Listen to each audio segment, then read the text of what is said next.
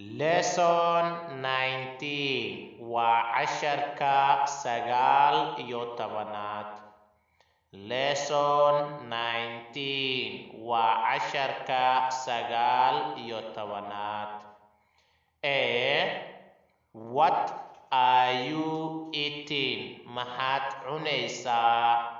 What are you eating? maxaad cunaysaa?